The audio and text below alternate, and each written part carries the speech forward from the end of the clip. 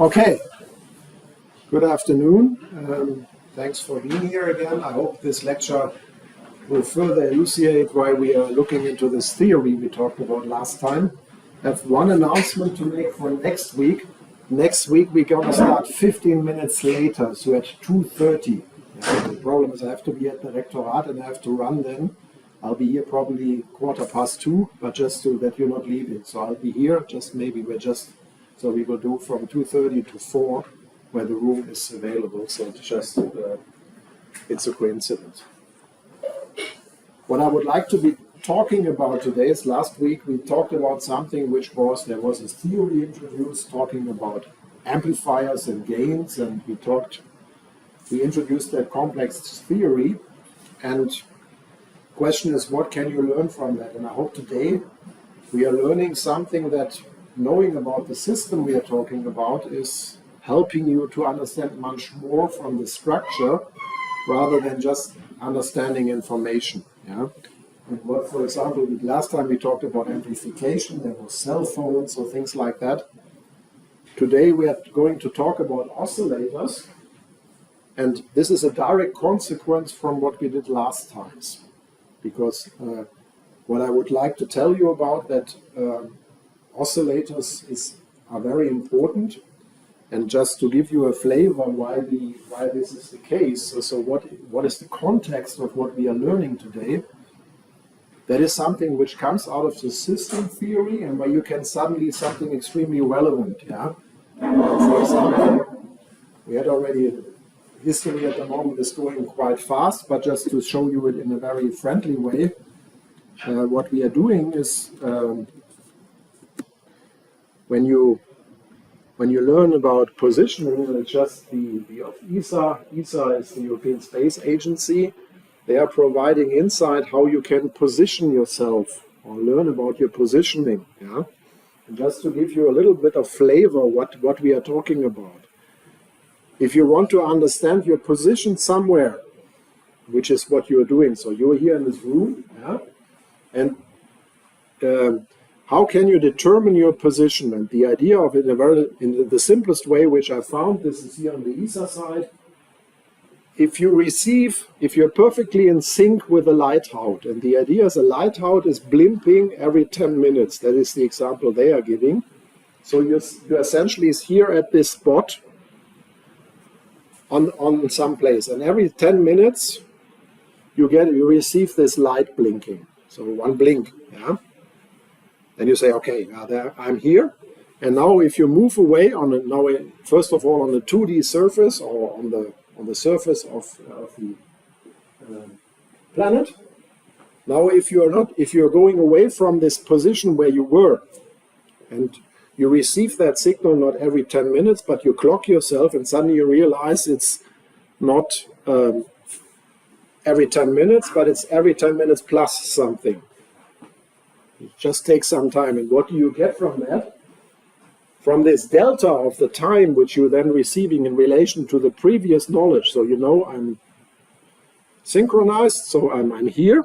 Yeah, so just next to the lighthouse, and now I'm moving away from that, maybe with a ship.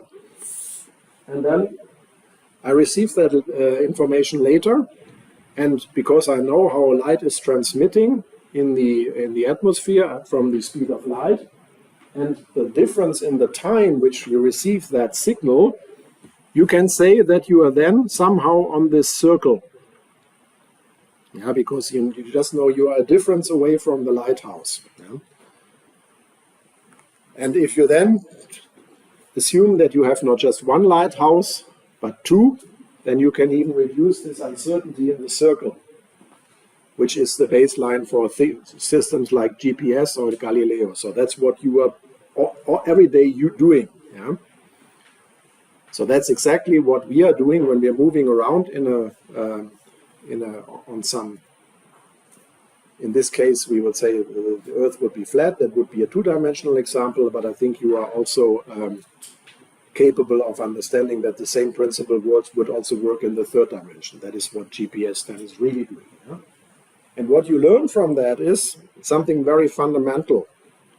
That is, if I know a frequency very precise, this is equivalent to my position, the precision of my position.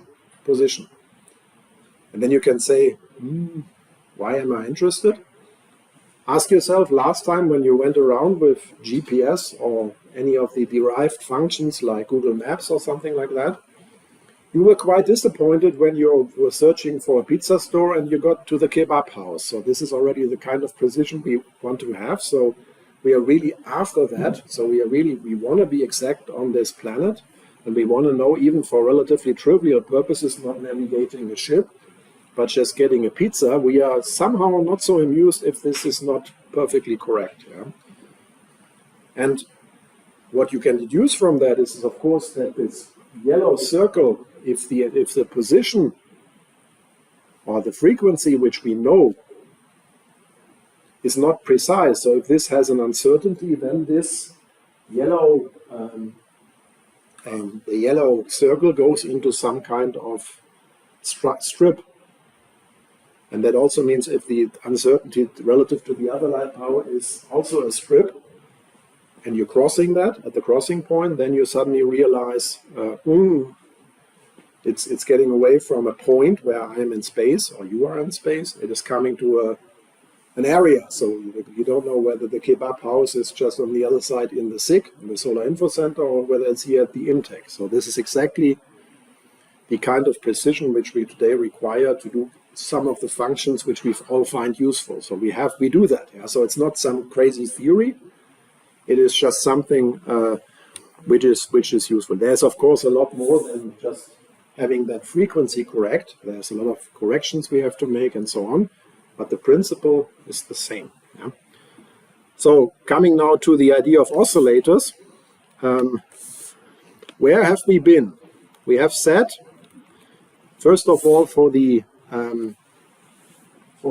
simple transistor. So you buy a transistor and you start this matching, and you were thinking, okay, I can match ideally, or more or less okay, get my power in, get my power out.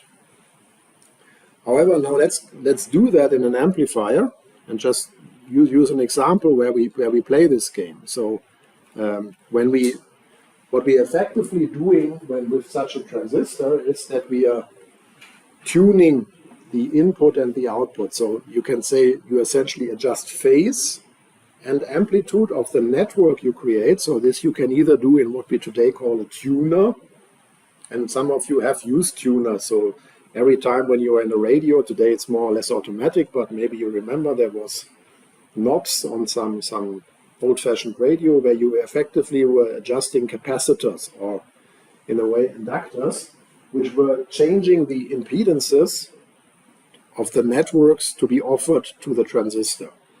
And last time we learned already something, that the ideal match for maximum transmission was we would find this network, which is then either represented by the tuner, or it can also be a network we do on a circuit, or some capacitors we put, that you adjust them, and the adjustment was done with this conjugate complex idea. Yeah, so this is, and if you're honest, this idea alone was not perfectly difficult. So this conjugate complex matching is not really, it's a smart idea, of course, but it's not really difficult to understand. The only thing we had to do was to understand that we have to do both at the input and at the output. So this is clear because there's a mismatch, and that is something which is, I would say, from a level of complexity which we did is okay. So you're minimizing essentially the loss in the cable when you adjust it, or you, if you are active, have some amplification, you try to get the signal in as efficiently as possible before you get it out. And the same again for the output. So in this sense, we wouldn't really need system theory to understand the point. The point I'm trying to make is that let's first go through an example where we do this. So for example, if you, how would you build such an amplifier based on these terms? Yeah. And the first question is, what do you want from that?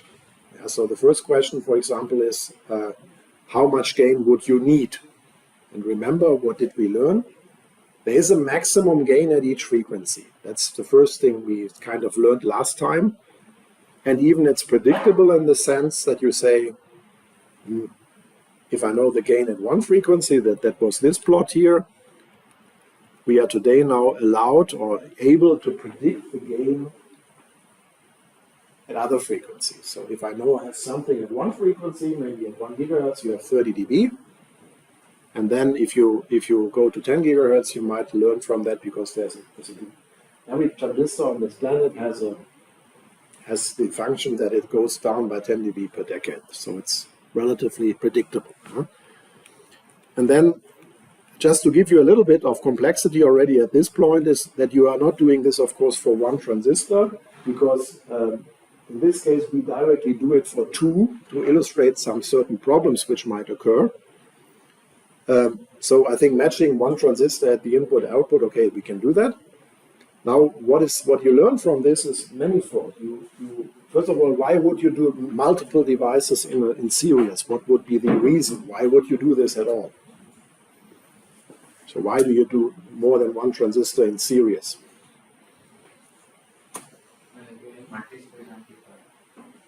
Yeah, but it's a multi-stage amplifier, correct? Higher gain. What is the point about higher gain? So why do we have to do two, not just one? Why do we have to do even three?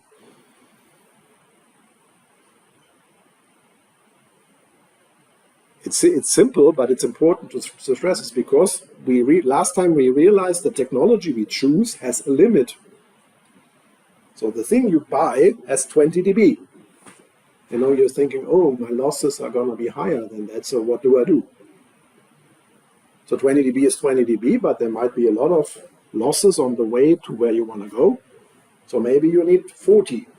And then you come with the smart idea, 20 plus 20 is 40, which is correct. But if I really need 40, I wouldn't be able to do, because if I have 20 plus 20, I have to also consider the losses I have in this. So I have to do some input matching network, which might also acquire some losses. So it's not just matching, it's not ideal, so it has losses. So maybe you lose 1 dB at the first stage, and then in the interstage, which is another network, you have to connect those two devices. And then you also have to get the signal out, and there are a couple of losses. So I would estimate at 10 gigahertz, you would, if you had 20 dB at every frequency at 10 gigahertz, for the two devices, you would have 40 minus 1 minus, let's say, 2 for the interstage, 2 to 3, that would be 4 minus 1 at the output. So you would have 35 dB in gain in the match condition. Yeah? And there's something which we also have to say, because transistors also, there has to be something in the network which is critical. That is, we need DC supply. So an active device needs to be supplied. And you can say, why on earth is this needed? It's the same question as if asking, why do I need a battery in a cell phone? Because you need to power up the transistor to make it, to amplify. And in this blockchain, this DC supply actually is just a block, but it will somehow interfere with these matching networks, so they are part of the story. We have to include them. Okay, that is the idea. And how does it look if you just do that? For example, this is here a very nice example.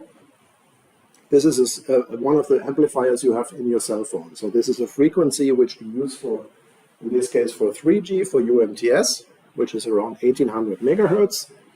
And now we have designed the matching networks according to this nice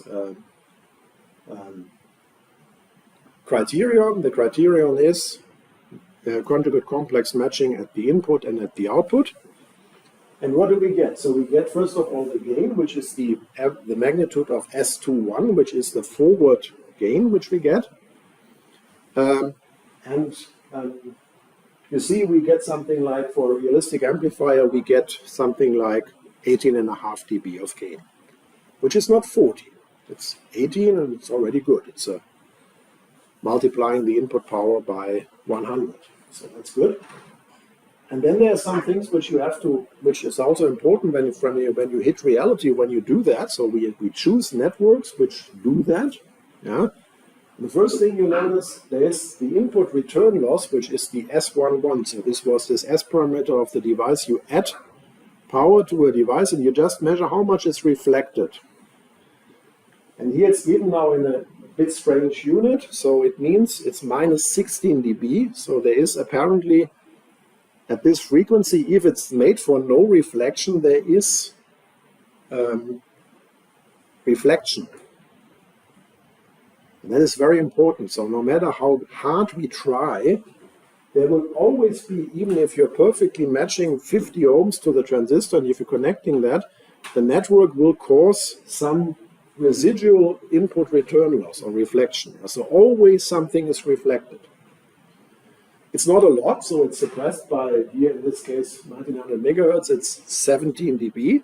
Yeah, so it's 17 dB below the input signal, but still there is. And this is kind of important, because even if I try very hard, and this is really a good design, so this is the same which you have in your cell phone, so this is not some crazy professor not being able to do his job, but it's good in the sense that there's little reflection, but there's something coming back. Yeah. For somebody not really in the topic, even more surprising is this fact that at the output, so when we are trying, what are we trying to do? We are trying to send, okay, this transistor is now amplifying and sending something to the output. Yeah?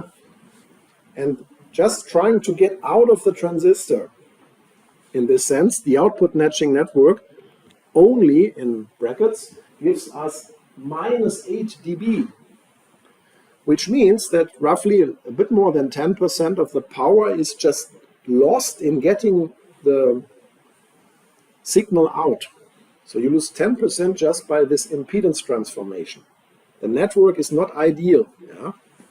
So that is important. So you are not even, it's not easy just to say conjugate complex matching, everything will go through. That's not true. Yeah? We see that the output return loss we get is in the range of minus 10. So 10% are lost. So there's the first learning, and you say, maybe you can express it. What could you say? Why are we not ideally able to match perfectly? What could be reasons why this is not happening? If you say also at the input, what would be your easy understanding? Even if we calculate perfectly correctly what we should be doing, why is this happening? Any ideas? It's a very widespread phenomenon in nature. So this is not just RF, it's the same. So for example, if you come from optics, why are laser lines never just one frequency? It's the same principle. So there's never a chance to hit a laser with just one wavelength or one frequency where the laser operates. Do you have a feeling for that, why this happens? Even if you have done everything correct, all your predictions were right, but you don't get everything perfect. This is quite fundamental. This has to do with the what we say, the quality factor of a filter. We will come back to that later. But it's this idea, if you, for example, this is the same, if I asked for perfect output matching or perfect input matching, it is the idea that I'm perfectly able to hit one frequency and reject, for example, the rest. And if you have that idea in your mind that in a filter, when you for example, take some kind of filter, L and C or R and C, they always have a roll-off.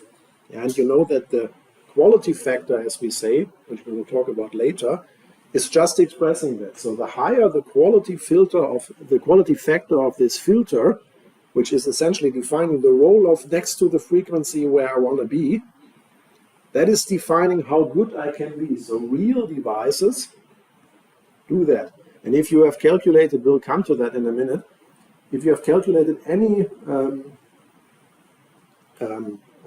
RCL circuit in your career already, what was defining the sharpness of filters? What is the criterion which defines that? How can I measure, for example, the quality of such a network? There is always something coming up which is defining this point.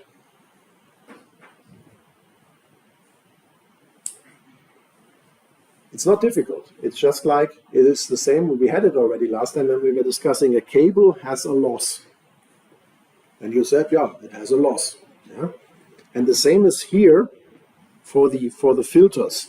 If you have a very lossy network, for example, you design this network on a piece of plastic, and the transmission on this plastic is lossy, then you will have more difficulties in getting this up and down. That's the same idea. And this idea, I'm already mentioning it here, it will be explained twice in the lecture still, so don't get nervous now.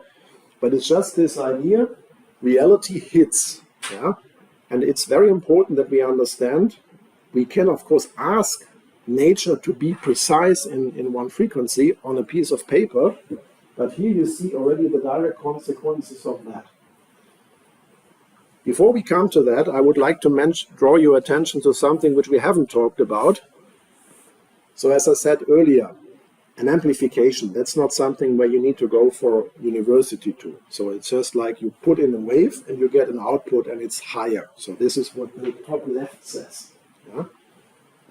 Gain, you're winning something. So your audio, you speak into the microphone and you push the output signal higher just to overcome, to be louder or compensate losses in a way.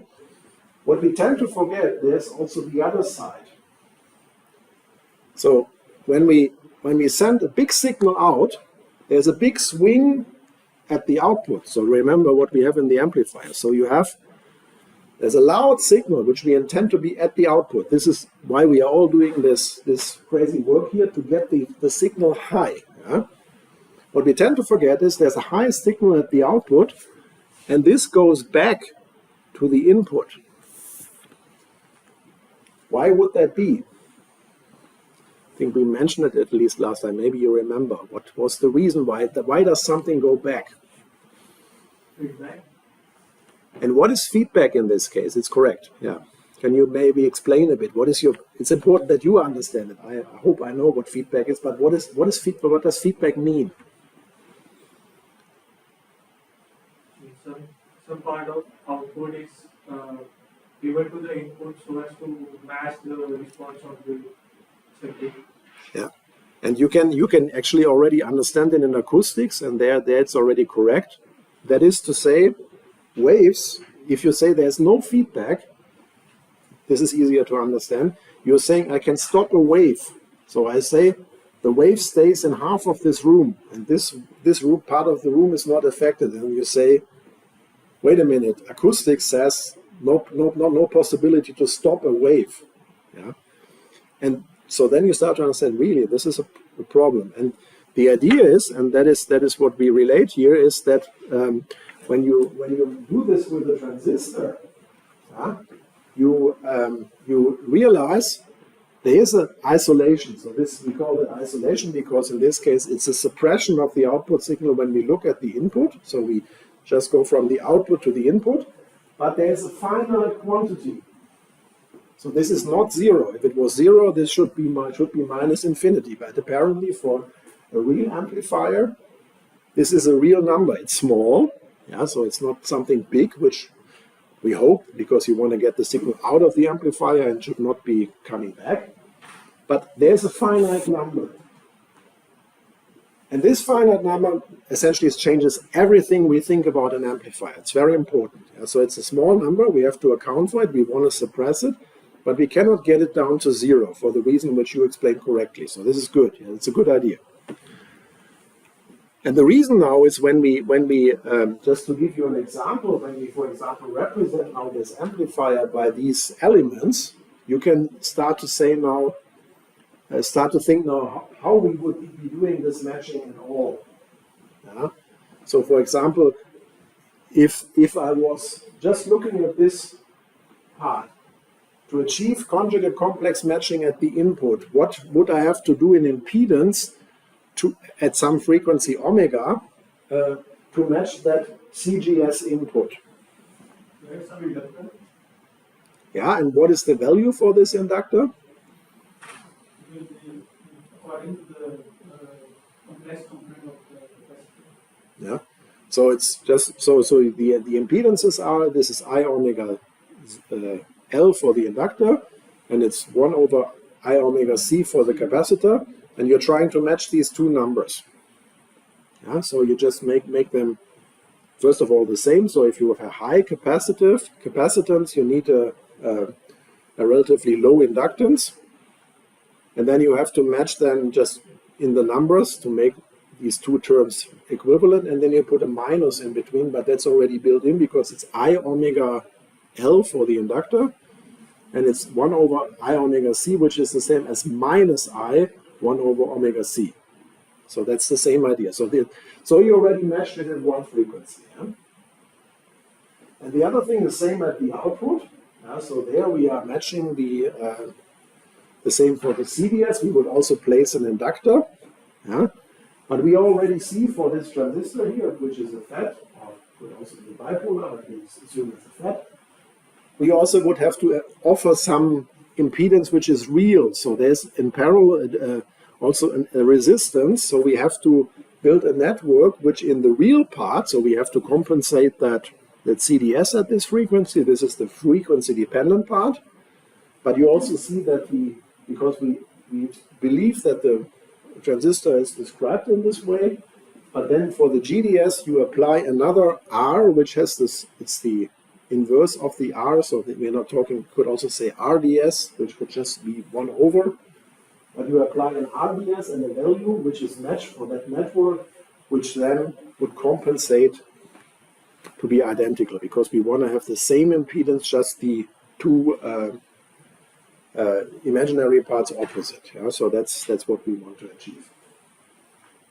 The problem is now that you can also see, so you first also see why there is amplification. This is this generator in the middle. It receives an input signal and then blows the signal out. So that's this way.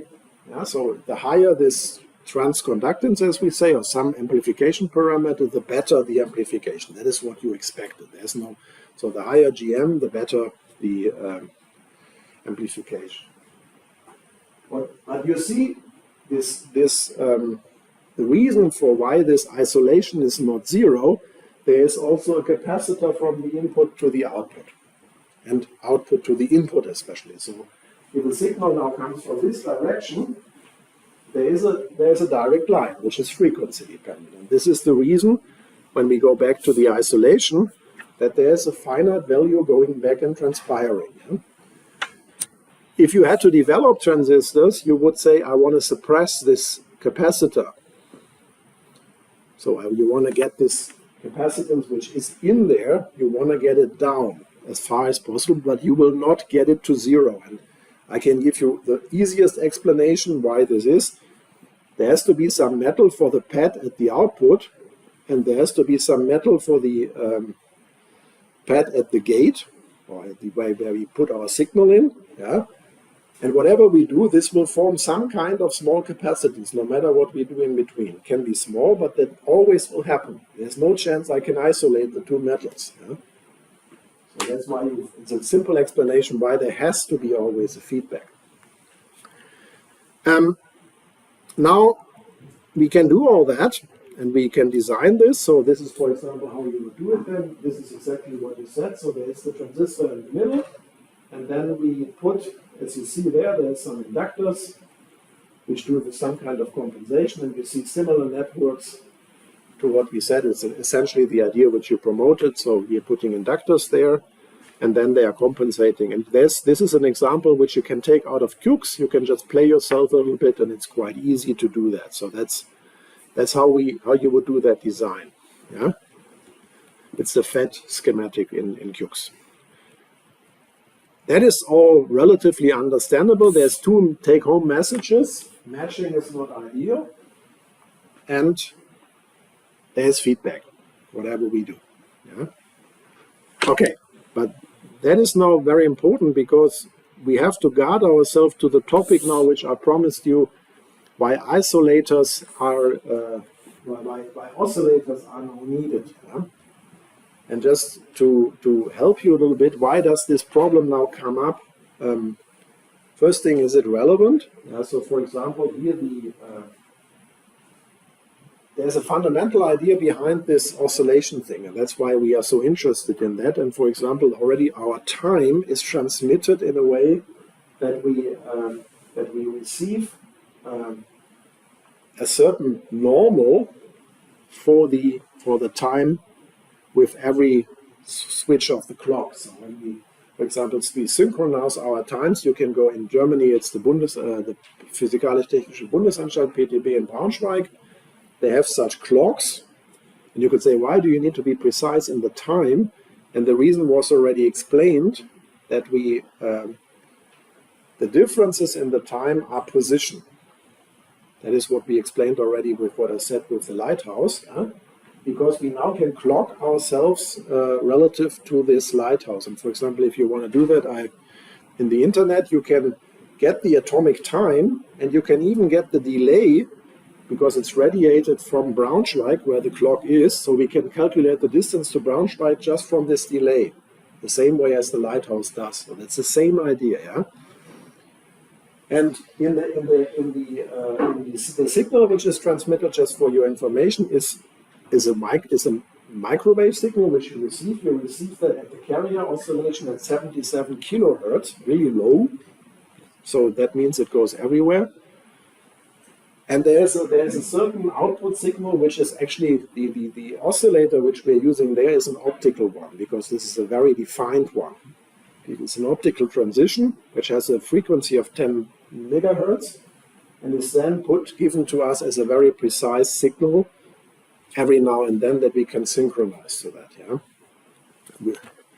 The idea is now, when we have the same idea now for the transistor, we are into the same story. So first of all, what can we learn from it? So we have this transistor.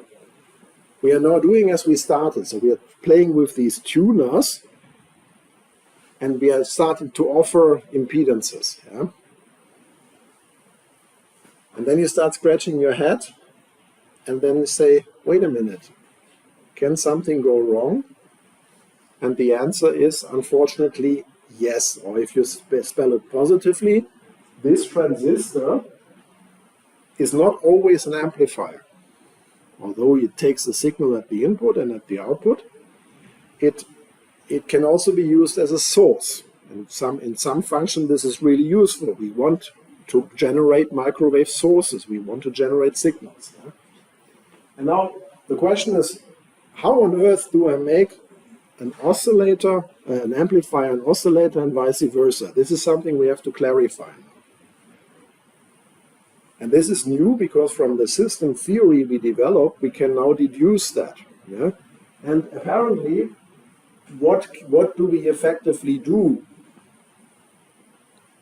If you think it from the system theory, you say, yeah, I'm offering a reflection coefficient or an impedance. Yeah, so the transistor has some impedance at some frequency, whatever. Let's assume some numbers. So maybe it has a very high real part, several kilo ohms, maybe mega ohms, and then minus something. And why is it a minus?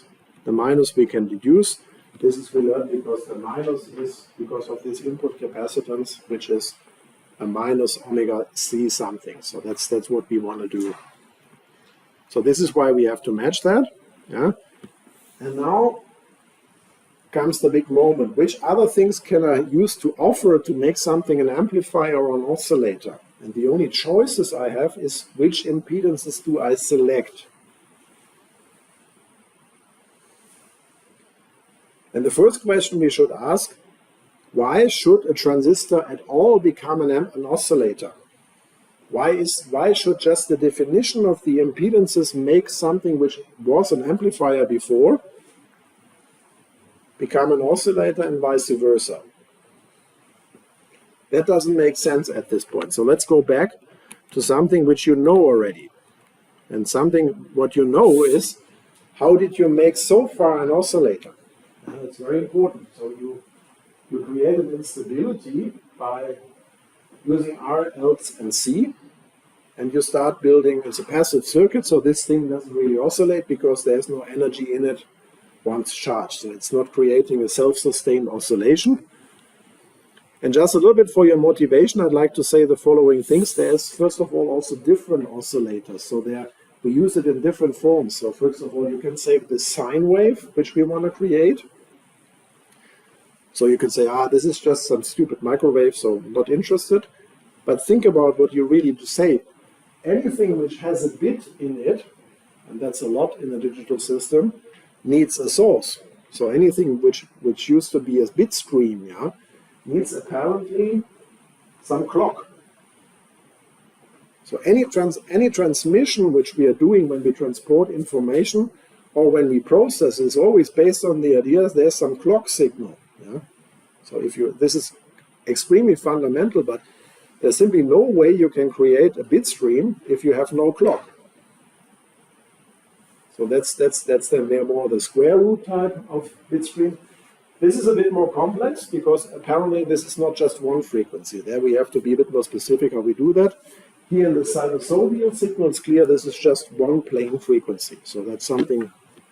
But you see that the need for sources is very critical because we need it everywhere. Yeah? So and now just let's do that. So when we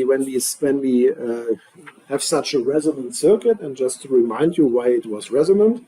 In the case there's energy in either the C or the L, because it's stored, it has an initial charge or an initial field, magnetic field, then this will transpire through the system and we can calculate the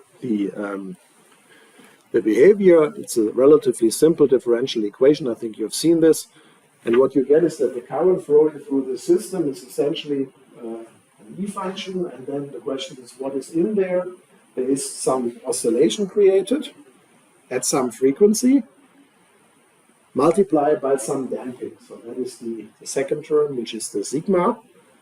And the sigma is essentially, you can take it simple terms, there's some resistance in the system, that's not surprising, there's always some cables. So the energy is going back and forth between magnetic and electric field, and then it's damped in the resistor ideally. And the higher essentially if the resistor is better than zero, then you have damped oscillation. If there was no damping, effectively you would have a continuous stream. This is maybe what we want. And anything where the sigma is positive, that's to be avoided because it can happen, but it would soon mean an exponential rise of the current, which at some point would just simply kill the system. Yeah? And then, of course, I think you've heard that, you can, of course, apparently with a source we want continuous amplitude, but the problem is if R is different from zero, then we have a problem, so we have to find a way. And now comes the big moment which we just started to talk about. The way to create something in this direction is to say, okay, we have a forward system which in a way amplifies. This is easy, so this is when we get active. And normally if the amplifier was ideal without any feedback, that is always what you assume then typically. So the A factor is just forward. This is what you learned in all your analog exposure so far. There was never feedback through the amplifier. And of course, if you want to create a frequency generating signal, you then had to create a loop gain. So some fraction of the signal in both magnitude and phase is put back to the input. And if the phase is right and the amplitude is just right, then this creates a loop. I think this is not something which completely surprises you. I think this is something you can deal with. And one thing which sometimes is implied is that this feedback is frequency selective. So it's only for some frequencies that at some point then we define essentially this behavior here. So that's defining the frequency by the elements essentially. And what have we just learned? We need feedback, but when you go back 5 minutes in the lecture, I was particularly insisting on the idea that anything which has some realistic pads or whatever has feedback built in. So the transistors we were using, and we see that here already in the amplifier case, there is definitely some feedback always from the output to the input. And in this case, we definitely didn't have any explicit feedback in the sense that we connected output to input. We just did exactly this, that we said, we just tune the active devices. We are not, there's no visible connection from the output network to the input network in order to create an oscillation. But if you start thinking about it, you don't need a direct connection, physical, because something we implied, and this is something you actually know, if you have ever seen something like that, you know that there's always feedback in any real device. There's always feedback. And now comes the idea, so why on earth do I think about it? What is then our way to influence, to make something either an amplifier or an oscillator? And the answer is, who decides that? You. Why? Because there's nothing we have to influence. The only thing we offer is we are giving an impedance to the input of the transistor and the output. So somehow this must be the root cause for making that definition.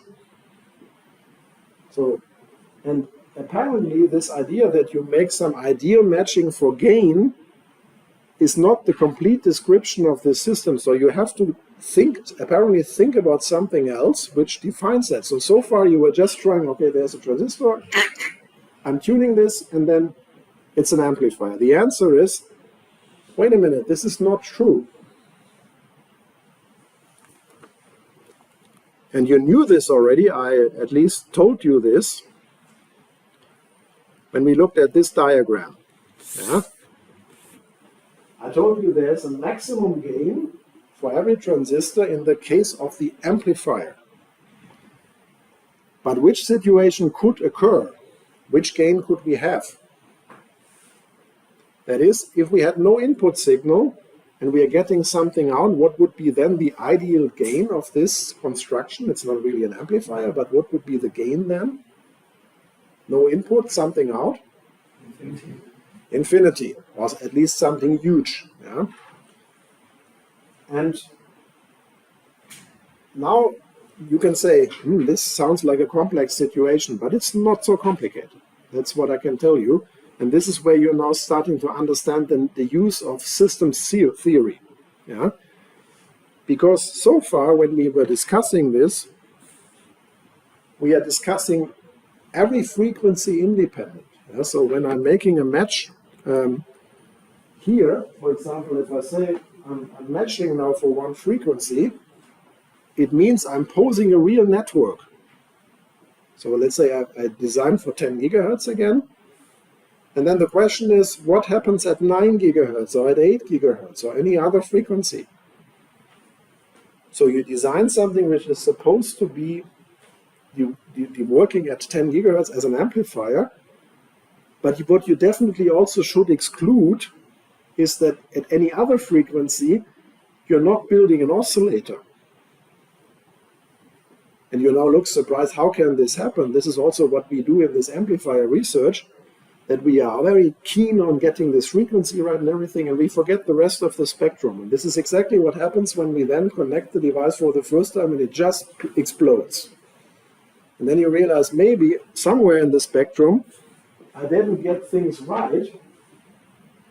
And especially this is not shown here, this plot goes on forever, so essentially till zero. So you calculate over that, this is 100 megahertz. So there we have 40 dB of gain. If we go 3 decades down, we have 70 dB, and that would be, this is 100 megahertz, this is then 100 kilohertz, and you remember that the signal which we sent out for the atomic clock was at this frequency, so it's a real microwave signal and can happen. Yeah?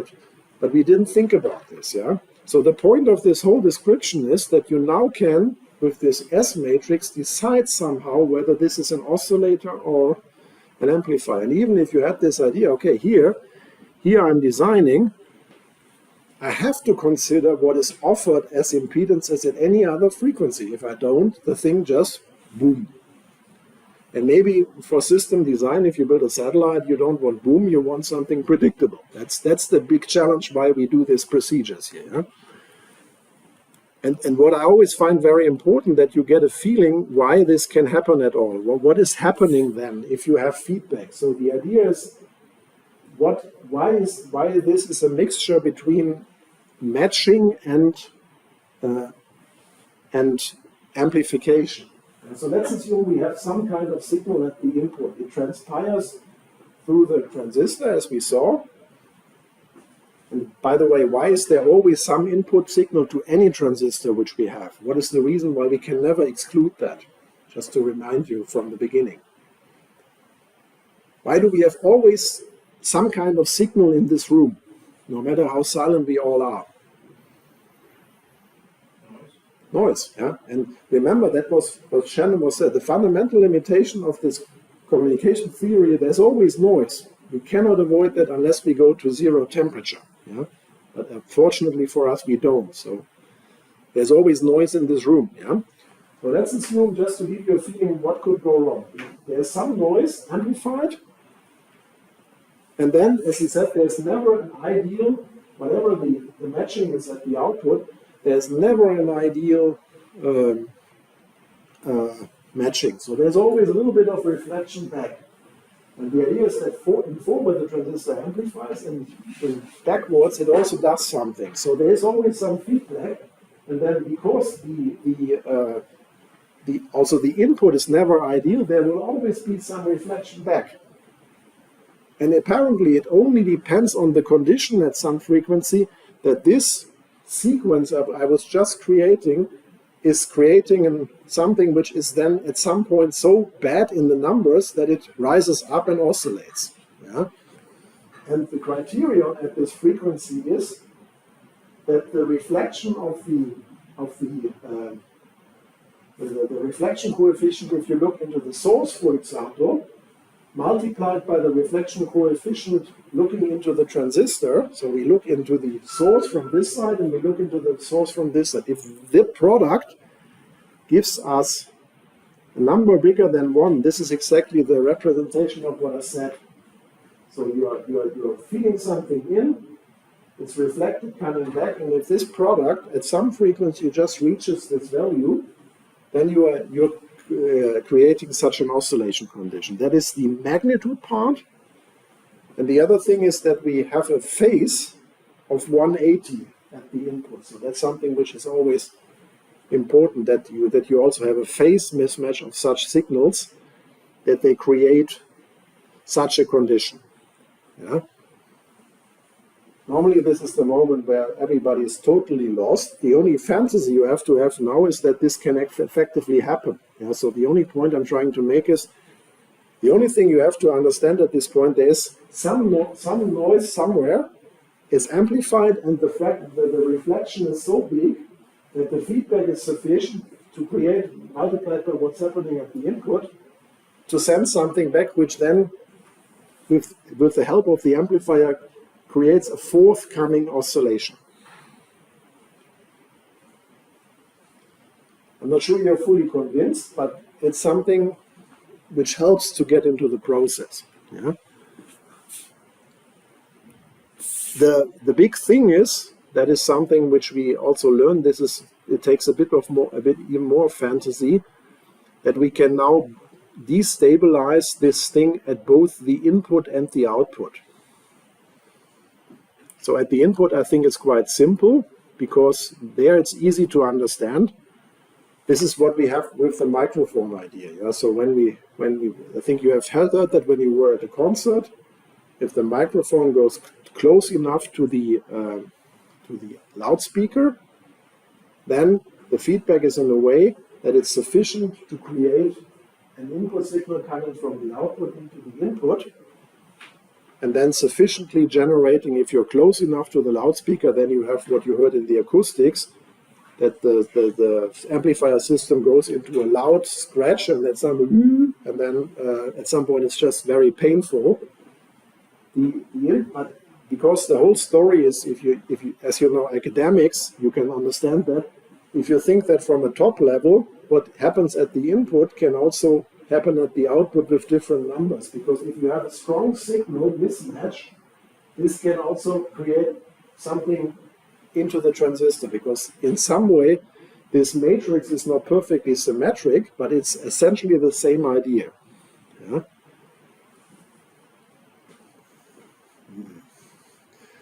You're not convinced yet, I see that. So coming back to the principal idea, yet what we started with, yeah. So we had this crazy idea that we want to build an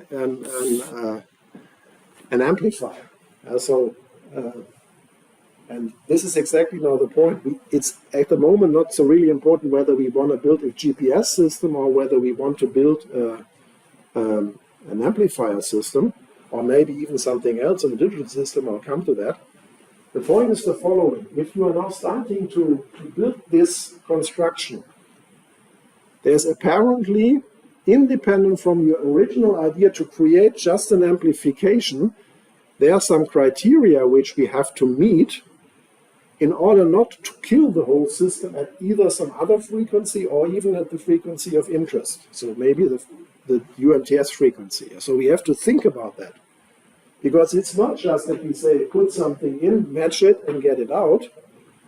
Because if we just do that and don't consider any obvious feedback, the whole thing will simply explode. Or not work, at least reasonably. Yeah? It's the same as if walking in a concert and you can say, I'm not worried to take my microphone in front of the loudspeaker and take the loudspeakers of this thing at the messe to maximum volume and put the microphone directly in front of the loudspeaker. I mean, reason would tell you would never do that. You would be careful, maybe I keep a bit close or keep the volume down, yeah?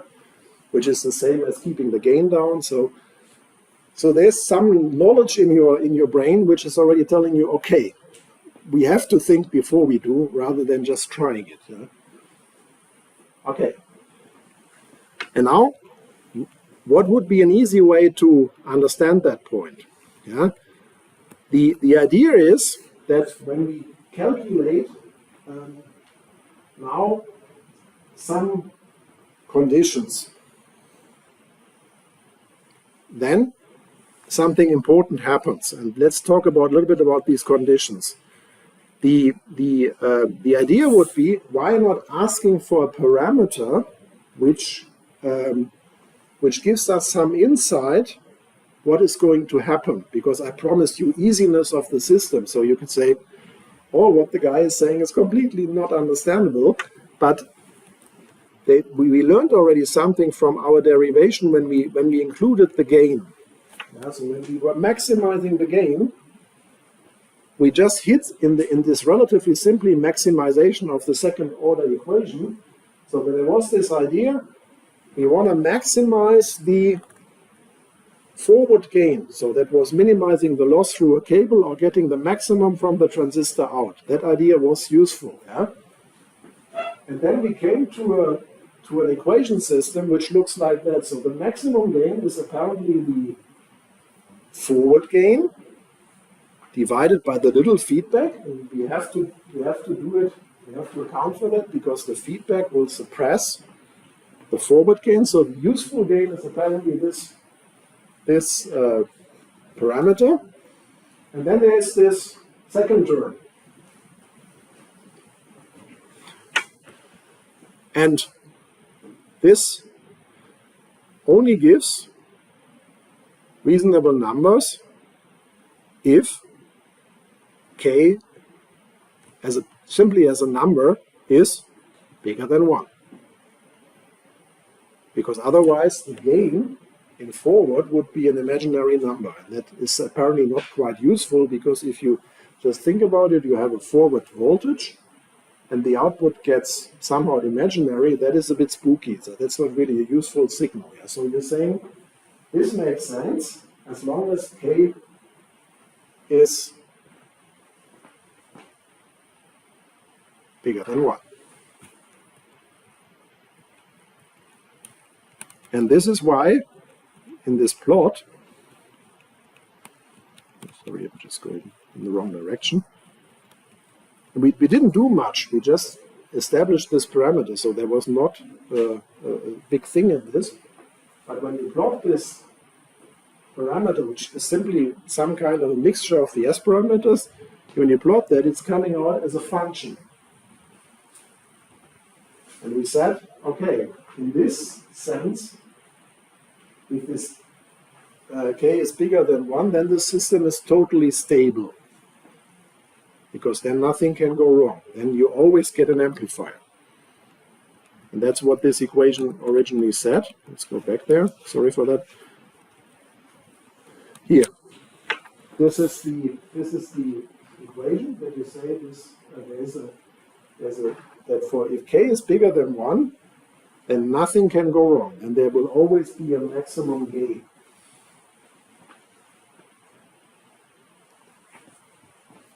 Good, so apparently the amplifier makes sense.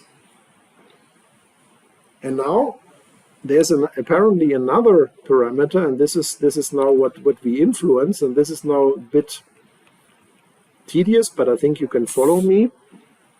What happens if this k is smaller than 1? So apparently, not for all frequencies, this thing is an oscillator. So apparently there are some frequency where there is really a normal gain. That is the way to look at this. Yeah? So a transistor in a frequency range can operate as an amplifier. That is the hope. Yeah?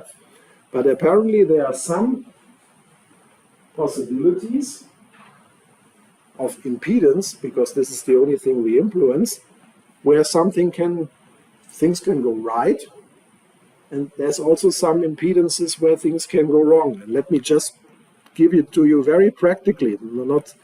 You don't have to argue now in a way that this is really complex. Yeah.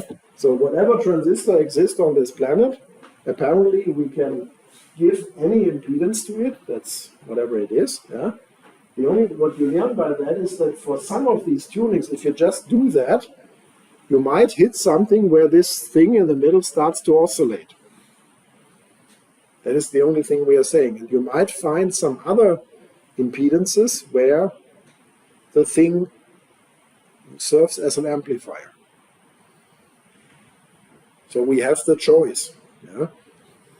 And the first thing I want to say is that why do you need to know this? This is, at the moment, you are assuming that when you do conjugate complex matching, which is what we derived with this mathematics, so we put the right impedance, we assume this thing is an amplifier. However, this in general is wrong. So we found an optimum when we were maximizing this matching. Sorry, should get the number. So we are saying, here's the equation, we are saying there is a maximum gain which we can achieve. There's a maximum. The point is, can we address it? And the answer is no. We cannot always find the maximum. For a passive device, it's easy. If you have a cable and you connect the conjugate complex impedances at the input and output, of course the cable will not explode. That is something which makes sense. Yeah. But if you have a transistor, there is an optimum for this gain, but you're not sure whether this can be reached in an amplifying way. So there's an optimum, but you can't get there. So because what could happen, if you connect this, you would think, oh my God, 20 dB, and then boom. And this is the confusing part. This is always what you should not forget. So we need some guidance whether these impedances, when we just tune there, are relevant. Yeah? And if you say, this is a crazy microwave guy, why is he saying that? I'm just giving you an example where you do this anyway from microwaves. Yeah? You decide that this microprocessor has a buffer. And you decide that this buffer goes into a memory and then further on into the processor. Yeah? You're connecting devices at gigahertz frequencies. And I just showed you that for the reasons of connection, there's no ideal matching. There will always be some kind of reflection. So even in this case, we have to consider the point. It's not just about tuning some crazy transistor, it's connecting blocked devices in a system. Yeah, so this can go wrong, even if you do not want to talk about microwaves. Yeah, this is something which is built in all our electronic systems. We have to get this right, because otherwise you connect the processor to the memory, and of course you have this nice idea: the processing unit processes the memory, keeps the data, but if you connect it, boom. That's not smart. Yeah?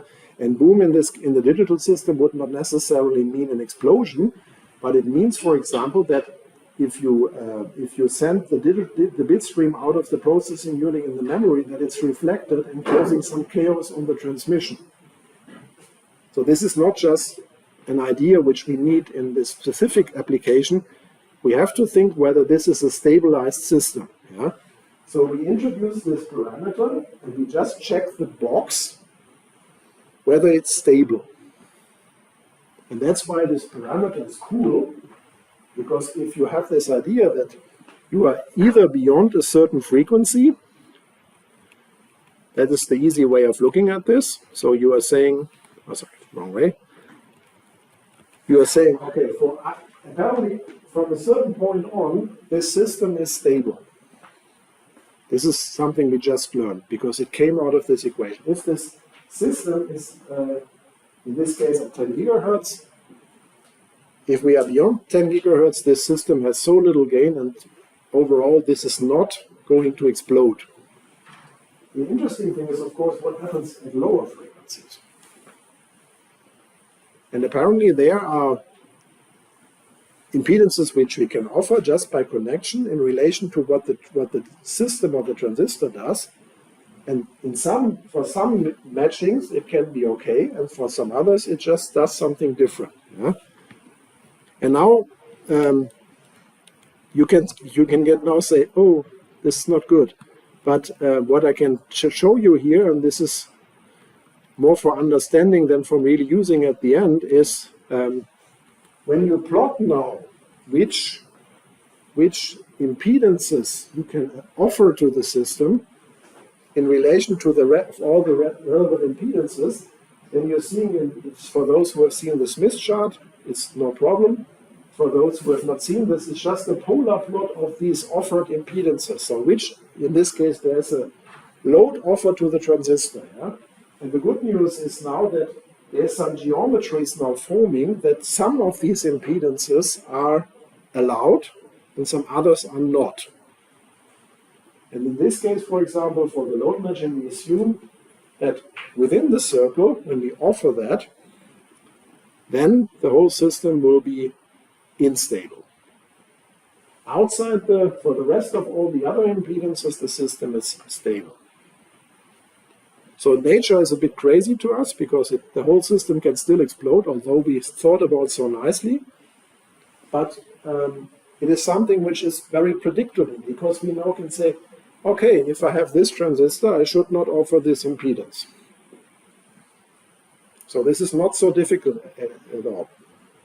It's just that there's a limitation, because if you are at low frequencies, and this is just to remind you why does this happen. This happens because any transistor which we are using is a first order filter, and especially for low frequencies we have 60, 70, 80, 100 dB of gain, because we have learned that the gain is always increasing on this linear scale with 10 dB. Yeah? And apparently there's also this turning point. This is the transition between, if we go to higher stable frequencies, to higher frequencies, there is a nick in this gain. And at this point, this is what you can effectively measure. So you will find out when you measure these S parameters. You see suddenly it goes down with 20 dB per decade. It's a different state of the transistor, and it's individual. It depends simply on the transistor you create. And you can find out where that is because you can simply plot these, even if you only measure the S parameters to maybe from 0 to 1 gigahertz, you can extrapolate and you will see that the crossing of this number is maybe in this case at 10 gigahertz. Yeah? So this is really predictable. Yeah? And in this arithmetic, you're just taking the parameters of the system, and you can predict the whole thing. Yeah? It's not only anything which is active will obey these laws. Yeah? Now, what can go wrong at lower frequencies? Yeah, apparently, there is a maximum gain, so amplifier operation is possible. Yeah? The only trouble we have is now, how do we find out? Yeah? And then there's only one step which you need to account for now to get the full problem. And that is, here I already mentioned, we can stabilize the input, destabilize the input or the output. Why does this make sense? This is, when I first heard this, I thought, oh my God, so complex and even getting more complex.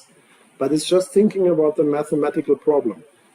If I have this situation that I can use a microphone to blow into an amplifier, this is easy because in acoustics we know that we can create this feedback. Yeah? But this problem is perfectly symmetric, not in the numbers. We saw that isolation is lower than amplification, but it's the same issue. Yeah?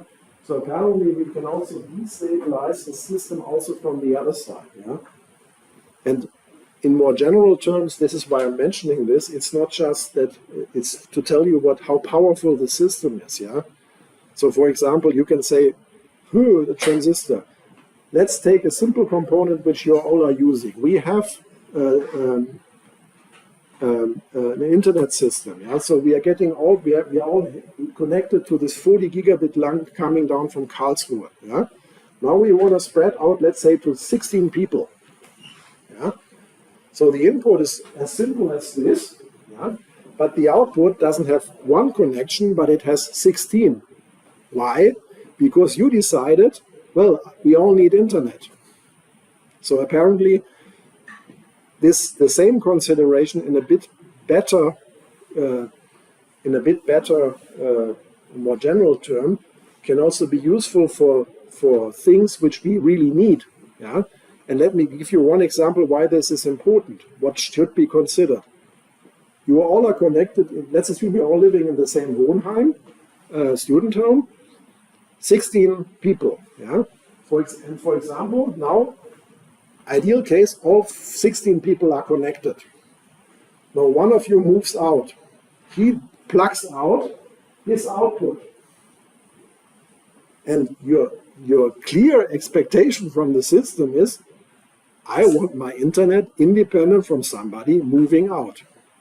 But what is moving out? Moving out means that you have total reflection at this port because you just removed this cable.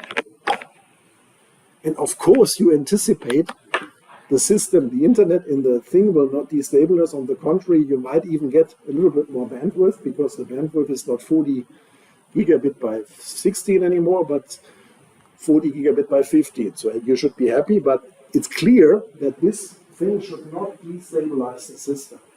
Yeah? So there you're learning, he's crazy, but maybe it makes some sense what he's saying in the sense to implement for the system description. Yeah? And that's where you also understand which considerations have to be made, because of course we all are trying to understand, well, we have a multi-port system, yeah? And if one person reflects the signal which is sent to him completely, the system should not destabilize. Yeah? And now, to tell you why what we need now to account for that is, there's now two cases which we can even design into. Yeah? If we are in this amplifier system, what do we like? Yeah, we like that the input accepts the signal if we want amplifiers. So we want the signal S11 to go into this signal because I send something in, I want it, so it has to go in to be amplified. Yeah? And in this case, this circle, which can be this red curve, it could also be, depending on the transistor, could also be inside the circle. So it's just a circle which somehow stretches the region in the possible load regions. Yeah, that's the idea. Yeah? And in this case, the part in the red circle, which is accessible, should be avoided. So we should not use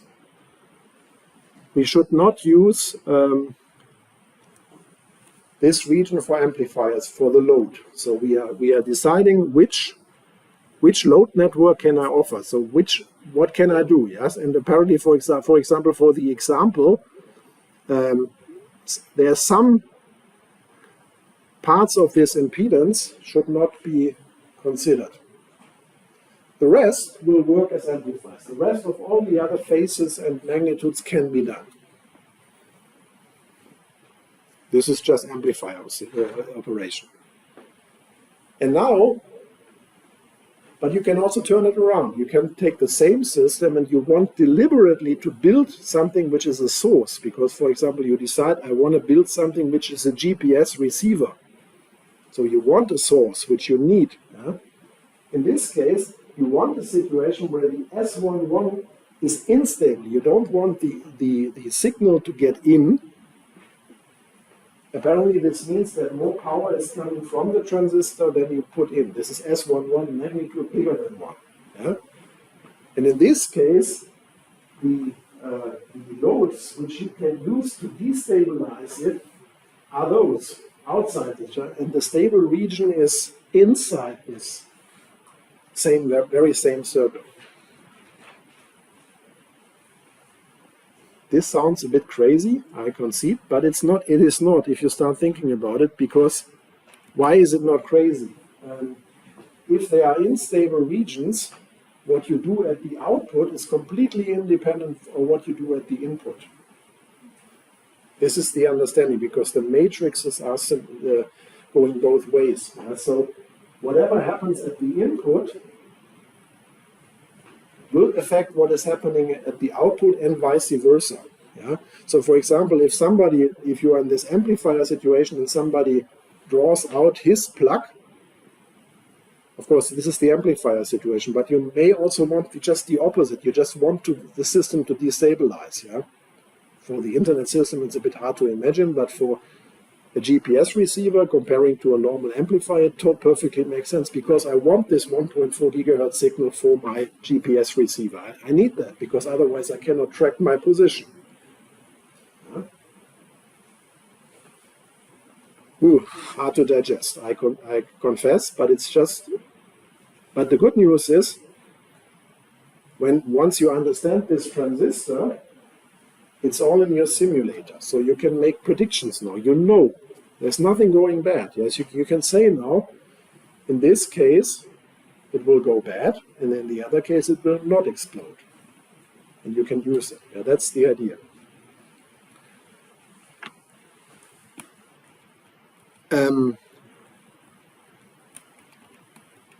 So, in this case, apparently everything was right. They stabilized the thing, and it's serving as an amplifier. What is the take-home message for the system design? We can, of course, look at this spectrum here in the targeted band, 1600 to 2200 megahertz. Yeah? But we also have all the other information for all the other frequencies. So we can always make an estimate whether this will go wrong or not. And that's extremely powerful. So far, if you are playing with voltages and currents, you cannot really say what's going to happen. With this, you have a possibility to design something stable or unstable. And that's cool. Yeah? And maybe just going back from the application point, you're not always designing real systems in the sense that you're connecting transistors, but we just assumed, for example, when I came, I assumed I can plug this video plug into this computer. But the next person may come with a different computer, yeah?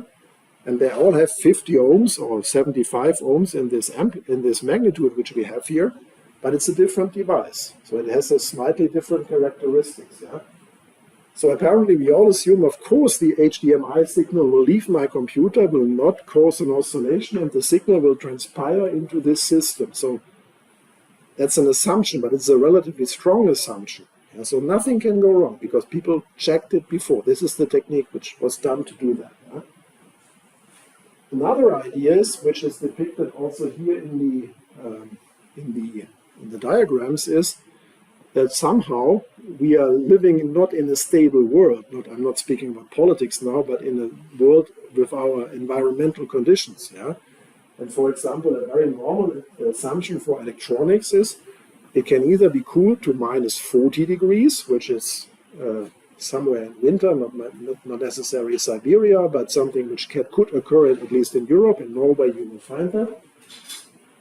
Up to plus 85, somewhere cars standing in the sun in hot summer. Yeah? And the point I'm trying to make is, you see, apparently even for the amplifier, the characteristics are slightly changing. And that's important, because apparently here you see that for minus 40, feedback is coming up.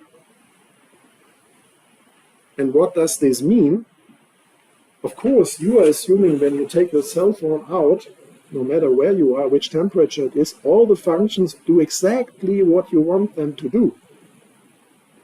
So the amplifier, which is of course an amplifier at 25 degrees, should definitely not turn into an oscillator once cooled or heated. And if you think about that, that makes a lot of sense. And you can say, now, this is a bit constructed, but remember how we started the systems we rely on. That helps me always. Yeah? So we built a system. This is what you are constantly using. Yeah? This is a system of multiple components, and over the stretch of all the operational parameters, including bias, yeah, all the functions never do something crazy. So you turn on your cell phone, and of course you are very sure there's a signal, there's a display, there's amplified, there's a reception, there's an amplification, you are sending out data, no matter what. And the good news about this is why I teach this, and I'm very convinced you need this, is that simply when you just look at it from the idea of looking at sending in some signals, that's very complicated. But if you have a description based on these ideas, you can now say, maybe this is useful. Yeah? Pooh. What I like always is what the reality is. So I took the liberty to cut through your cell phone. If you say, oh, this, forget about this. This is what you're using. So you suddenly imagine, hell, oh my God. You see the chips, you see all the connecting boards. So this is what you see here. Are all the connections which you are constantly using. This is where your data streams are. Yeah? And what I'm trying to imply is, if you build now this, if you understand now this thing of an oscillator, not just as a simple transistor interacting with two networks, there's much more in it. So for example, you design a chip, which maybe is here, yeah? And you're now in a system, you're starting to integrate that, because you want to have all these functions in this nice cell phone. So you suddenly realize, gosh, oh my God, I need all these bumps, I need the interconnects. And one thing you can take home from this message, the components are not ideal. So there's always some isolation which is not zero. There's of course always hopefully amplification, yeah, at all the frequencies. And so you go through the system, and you can describe now these networks are not just these tuning knots. It's not just some crazy physics experiment. It is essentially networks, but it's not just one cable. You see, this is the high density interconnects you all need because you want all that memory in there. Yeah? And all these considerations you cannot get into into reason unless you have a description for this. And this is these S parameter blocks. So the point is not just to keep one transistor stable or in operation, but to combine those. And I'm always happy if my cell phone starts and I'm looking at it and saying, well, it does. Yeah. And the technique here is, this is, as I said, this is the iPhone 5, and then we subdivide, start to look at functions, so it looks a lot more familiar with all the functions. We look at these interfaces, and we get along. Yeah? So that's, and maybe from the point of sources, there's also something else in there, which is now useful even. So far the oscillation was our enemy because it was killing communication. But as an outlook, I just want to give you also the positive side of it. Yeah? So if you are now want to build a strong oscillation and especially a clean one, and that is the perfect idea also for why this is also useful in a different way, there is not only the noise which we said of amplitude, there's also the noise of phase, which is a second cause which we have to think about. And why is this important? Yeah? The idea is when you want to create a signal, you deliberately, so now you're building something which has high precision. Why would you do that? It is the difference of you standing in front of this pizza store or the kebab store. Because if the phase of this source which we are creating in order to synchronize yourself to the lighthouse, as I started with, and not, and you know, the lighthouse in our case is a system of satellites, and the more satellites we have, the more precise it is. But it requires that they are all sending away a very clean signal at a very given rate, so that the difference of these signals is our position. Yeah? And it is something I can go back to. It is the fundamental idea that the crossing point of the two cycles, and in 3D it's even more, you need at least two satellites on the planet, and hopefully you have connection to more. The more you have that, the more precise your position it is. Yeah? And you see, the crossing can be even the size of a whole island, or it can be just in front of the store which you want to attract. So this is why this is important. Yeah? So it's not just me telling you silly stories about electronics. This is really application. Yeah? And the other idea, which is even more stringent, is our constant demand for bit rate. Yeah? Because I told you in the beginning, a bit requires a source, a carrier. Yeah? And this noise which is then created, and if the source is not clean, yeah, then your bit, instead of being such a nice construction which is fully up, down, up, down, up, down, this is uncertain. What is the parameter you used in digital electronics when you were considering this phase noise? I think you know this term. What is the other term for phase noise, as I was saying? So this, if the carrier is not stable, how do you call that? Starts with a J. Jitter. Jitter, yeah. And now you can say now again, what crazy physics?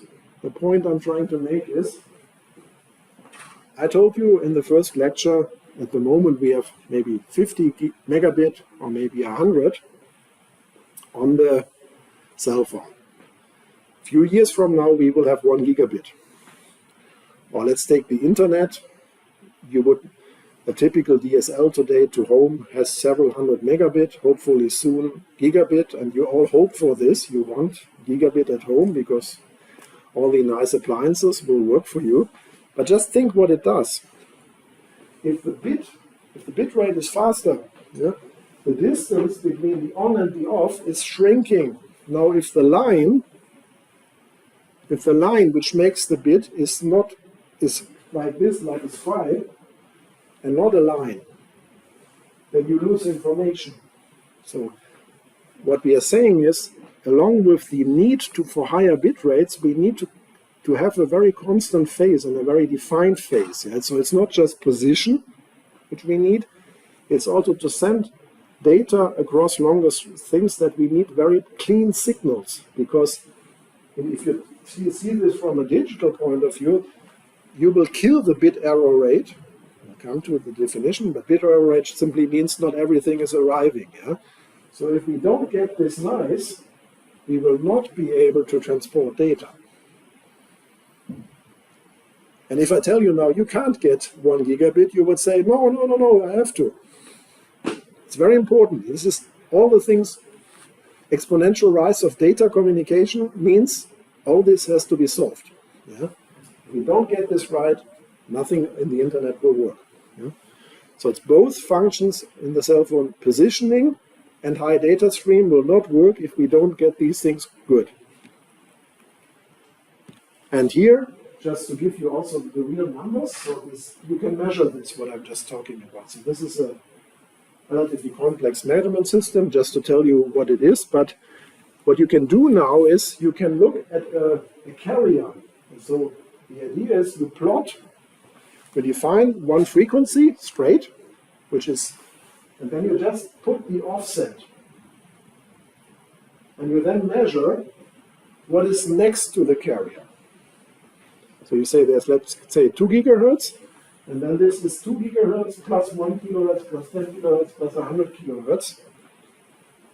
And you see the signal is not really high. So this is minus 100 dB below the carrier frequency which you're using. So you could say, oh, 100 dB, 10 orders of magnitude. But if this was 10 dB higher, it's again pizza instead of kebab. And that makes the story so complex, because if you rationalize, if you recalculate this position difference and you want to reach maybe 5 meters of accuracy on the planet, or maybe even less, yeah, for GPS, you're coming down to extreme numbers in the quality of the sources and of the bits we create. In this case, it's the sine wave you receive, and if you say, and I just invite you, I don't want to go on now, but next time when you are looking at Google Maps or whatever service you're using and the cycle is not getting the correct position because you're moving and you don't have this nice GPS transception, you think about this. Oh my God, I'm now really annoyed that I don't have my proper position because I'm apparently on the right side of the road and GPS proposes I'm on the other side. And then only after you move a bit and you get the better connection to the satellite again, okay, now I'm back on this street here and I'm back to where I think my system is okay. I invite you to think about your personal behavior. I just want to make plausible why this is important. Yeah? And what I find mostly intriguing is our constant demand of very, very precise timing. Yeah? Because I can only make sure that you understand that normally when we think of a bit, it's on or off. Of course, that's very trivial. Yeah? What we miss to say is that on or off is at a very respective point in time. So we say, and you just have to think what this is. For 10 gigabit, you can easily calculate. It's just the inverse of let's say 10 gigahertz as a simple assumption. 10 gigahertz inverse is 100 picoseconds. And then 100 picoseconds is the whole thing. So that this precision is 1 picoseconds of resolution. That's 10 to the minus 12 seconds. And this defines now whether I'm at the right spot of the road or not.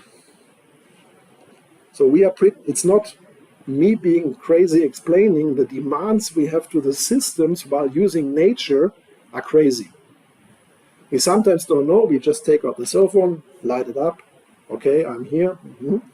But the matters and the precision that we derive from that, they are forcing us into extreme things. And then, for example, in the very near future, these internet terminals will be replaced. And for example, I mentioned the inter-cloud exchange on Facebook, on whatever you use, is going either up at 600 gigabits per second to synchronize the cloud service. Which means that we here already for this bit stream, we are in the picosecond regime. So within 1 picosecond on and off. We are crazy, I know, that's just to... Okay. And hopefully you get a feeling that is useful, because system design is not just a simple turning of knots. We need to know more about the system, and we need to understand the system, that we build something useful. And now you can light up your cell phones or your computers and be a bit more, I'm always a bit more humble when things have worked now for 90 minutes, all the things we did on it, we just assume everything was working, we are taking things out, and still it's working. So thank you very much for your kind attention. Remember, next week I'm going to be a bit late. I'm with the rector, but I'll be here at roughly 2:15. Lecture will be here, just I will be 10 minutes late. Okay, thank you very much.